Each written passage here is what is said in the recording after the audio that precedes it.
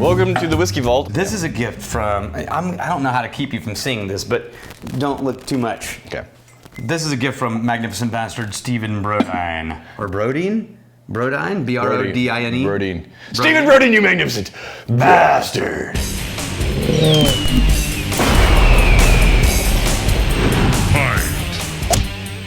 I saw it was an Ardbeg. Yeah. I saw the shape of the bottle in the glass. Yeah, you can't avoid that. The Hypernova. Come on. You know what this is? Yes, of course.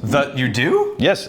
Somebody look. This isn't strictly legal, but there may or may not have been a magnificent bastard at one time that visited me on the tasting room deck. Okay. And gave me a little sippy sip of something beautiful. Oh. Now it was fresh off the heels of tried this. I had cigarred. Okay. And I had neat port, I had cocktail. All so right. I did not get a fair representation of this at all. Right, okay. So this is relatively fresh for me. This is what they call the smokiest whiskey to ever come out of Ardbeg. Ooh, did they do the ppm bullshit?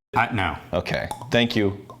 It's nonsense. But it doesn't mean anything. We're talking about the peats per million, the phenol measurement that happens early in the creation of a whiskey. Before the cuts. Before the cuts, and the cuts are everything. The smokiness that you experience has to do with the cuts of the whiskey. If you're measuring beforehand, like, what are we doing? Yeah. It's an irrelevant number.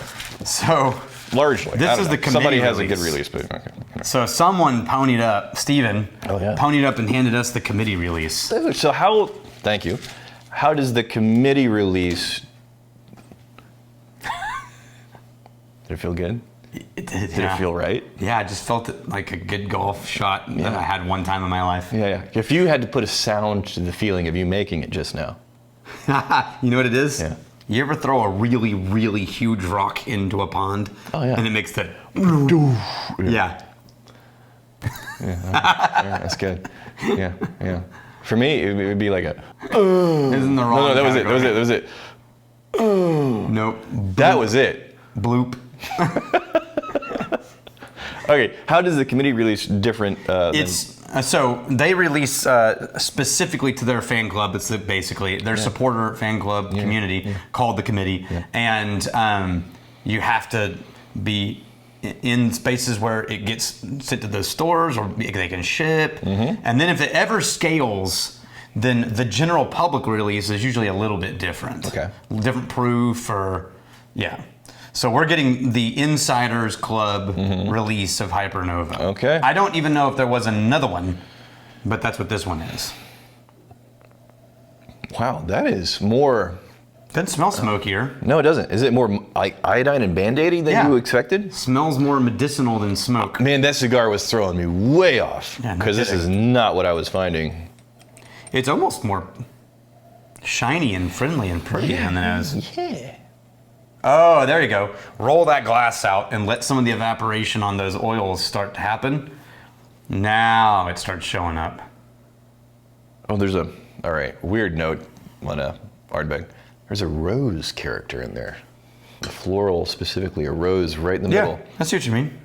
Yeah. And then, of course, the Isla saltiness and the brininess. Yeah, I'm still not getting as much smoke as I would have expected out of something that they were like, this is a buckle up. We're going to send you down a path. Are we equating smoke with like the savory, meaty, bacony, hammy Yeah, kind I of think smoke? so. Okay, because the smokiest things that we've had to date is probably going to be a holy crap, Octomore. There we go.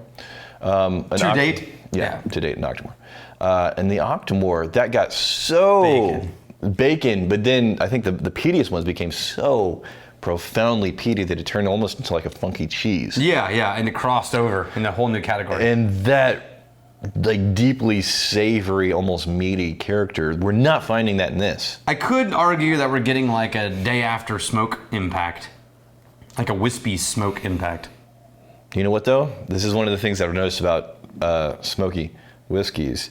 That's often the kind of spirit that once you put in a few drops of water, we'll do that later, it cracks open and then blah. Yeah. And this is 51, if I remember. Yeah, 51. Now don't get me wrong, this is very present. It's very potent, robust. Oh, there it is. Oh, it shows up more in the taste. Yeah, it does. Oh, it's clingy. Yeah. Oh, yeah. Yeah, and then all the way through. Okay. All the way. It's just not in the nose. It's still going in the palate, though. Like, this was... Remember when we did ages ago those liquid smoke experiments? Yeah. At one point, I licked my finger because I dripped some on it, and I don't know why. Yeah. I was just like, oh, wait, that was a mistake. Yeah. And then I just tasted this, like, oily, clingy, liquid smoke vibe for, like, 2 hours. Yep. Yeah. I'm still tasting it. No, I'm saying it stays with you. This makes me feel like I licked the inside of the grill in the backyard. Yeah. Like just the roof of it. The You ever have barbecue and your lady hasn't, and then you give her a little smooch like an hour later? It's like, You had barbecue. yeah, barbecue. No, but I've done that with cigars. But that. Oh, so, dude, I dated a girl in college who didn't smoke. Then about half the time we'd go out and like, when's the last time you smoked? It's like, damn it, how do you know? It was so long ago. It's so obvious. Yeah, it really is. No, the only way to cure that is if you also smoke, and then neither of you can smell it. Yeah. Yeah. Okay. All right, I'm gonna try it again. Yeah, ready? Did you do water? No? No, not yet. Oh, smell it. What you tasted shows up a little bit more. Yeah, and also it's finally starting to unlock a little bit more of that savory peatiness that I was expecting from the get-go. I think that high proof is holding on to things. Yep, and also the retro nasal. Bloop me, daddy. Holy hell, you blooped the balls off of that. I'm gonna need a little bit more to counteract. You went... No, that was the same amount that I did to mine. Really? Yeah, it just landed at one of those perfect angles where it like hit a flat surface. All right. I say bloop me, daddy. Daniel got real excited. It just flows over. It's just water. Oh, you know what? There's that funky cheese. We just needed to add some water. Yeah, it unlocked that funky cheese. Yeah, it's so meaty. At this point, I'm saying yes, very smoky. Yeah, very smoky on the nose. I was like, you sure about that? I really need. By the time you do the taste in the water, I feel like at this point in my smoke whiskey life, I need a smoky whiskey human to just stand by me as like a barometer. Yeah. And anytime I'm like, that's not that smoky, I go, smell this. Yeah. After like, oh God! Then I'm like, oh. yeah, it's like Okay. They're like the canary in the coal mine. Yeah. Oh, I'm acclimated. Okay. It's funny seeing that reaction from people who have next to no whiskey experience, and something that is so lightly smoked. It's like licking an ashtray. It's like Or the same thing with hot sauce or hot peppery things when you're like, this sauce is delicious. And someone's like, oh God, I need water. My mouth's on fire. Like, it's almost ketchup. It's like there's nothing in here.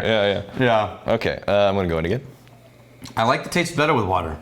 It got more of the meaty proteins and that kind of fatty, clingy, but it's not, the smoke subdued a little. Oh, you know what it is? Yes. It's water, yes, I like it better. It's like all the flavors are there, but they're kind of like this dense, tight pillar. At first. And then you add some water and then they kind of spread out. They're still there, but they spread out enough for you to start to pick out A lot more accessible. in between those layers and differentiate what's going on inside that glass. Man, look at I like that. Hell yeah. This is not at all, because it was like a little, like, don't let Richard see. Rip. Well, sneaking it with cigar and cocktail. Oh, yeah. This is not what I remember. I like this more. We didn't do like any water or anything like that. Hell yeah. Oh yeah, with water, that's amazing. Yeah, and it does like that, what was the proof again? 51. 51. We probably took it to high 40s. Okay. This is so dense, I would have guessed a little bit higher than that. Yeah. But adding the water, the bitiness of this before water, it's a factor. Yeah. You add the water though, the bitiness, at least for us, It softens. it softens, and that's not one of the things that you're trying to contend with whenever you're trying to get past that to find the flavors. But it gets more oily. It does. It's more clingy now. Oh yeah, I do recommend this with water. Dude, hell yes. Yes. Well done, Hypernova. I think we already did that one. We got Based God. I can't tell if Jim Beam is hated or not when it comes to whiskey. I hate the taste of alcohol, but this stuff actually tastes amazing, especially the vanilla flavor. Wait, does he mean the Jim Beam vanilla? I don't know. Or does he mean like the vanilla notes in Jim Beam? Especially the vanilla flavor. There's no way of knowing. it's smooth, and I can chug a good amount. So if we're talking about smooth and chugging, I think he's doing the vanilla flavored Jim. Yeah. Is there a vanilla flavored Jim Beam? I feel like there is. There has to be. There has to be. I can chug a good amount without getting a hangover. Clean stuff for sure compared to other stuff I've tried. So I would say there's a curve. Yeah, Jim Beam vanilla. Yep. I would say there's a curve of really famous brands. The way that you would find the same curve with like people who like Coldplay or Justin Timberlake, right? Yeah. Which is there's the new people to everything who are like, Jim Beam is fucking amazing, it's American bourbon. Yeah. And then there's this little hollow section where they start to know shit and you start disrespecting like, Jim Beam, that's entry level bullshit, right? Yeah. And then you come back out the other side with a broad understanding of a whole category and you're like, Jim Beam is doing a great job. Yeah, you understand. And accomplishing what it's doing. You understand the place for Jim Beam and its role in the marketplace, and it's not trying to be the thing that you're getting into after you get, that first burst of curiosity getting into whiskey. Yeah, anytime someone hates on a big brand, I always think, oh, you're in that valley. Yeah, okay. Someday, because it's one thing to say I don't like this. Dude, I'm gonna say this, Crown Royal. Yeah. Okay? It's got its place. Stay with me. Crown Royal salted caramel. Oh, Jesus. Come on. So good. What are we doing? All day could drink that. Because I'm reaching for 100 other things before I'm reaching for Crown Royal. Even beats Bailey's. Right. Yeah. But we did an episode, it felt like maybe a year-ish ago. No, it was like, dude, it was so long. No. Times moved so quickly. That was pre-COVID. No. Yes. It was not pre-COVID. Yes. All right. Is flavored, I think the episode on the tribe is flavored whiskey actually bad, or are we just afraid to admit the deliciousness or something like this? Yeah, and then we're going through, it's like, okay, yeah, that sucks. And again, this is our personal preference. And then we get to the salted caramel. It's like, and we're both like, I hate how much I like this. Oh my God. This is so good. I did actually buy some and go put it on vanilla ice Did cream. you? So good. Yeah. It's so good. It's an annoying amount of good. We got Jake White. Can you change the flavor of the finish without changing the rest of the palate? No. Can it be isolated in the distillation? No. Okay. You can affect the finish, but any change to get a different finish also changes everything else. Okay. Fair enough. Hey, this was like really good. And we had an amazing, I think we went to Ardbeg fairly recently, or was that 5 years ago? Right out of high school. Yeah. It feels like it was really recently. Yeah. We had an amazing time. Thank you to the manager, the distillery manager at Ardbeg. He gave us a clutch last minute tour. He did hook us up. Yes, he did. Here's to fighting, stealing, and drinking. If you fight me, you fight for a friend. You steal me, you steal your liver's heart. And if you drink, may you drink with us.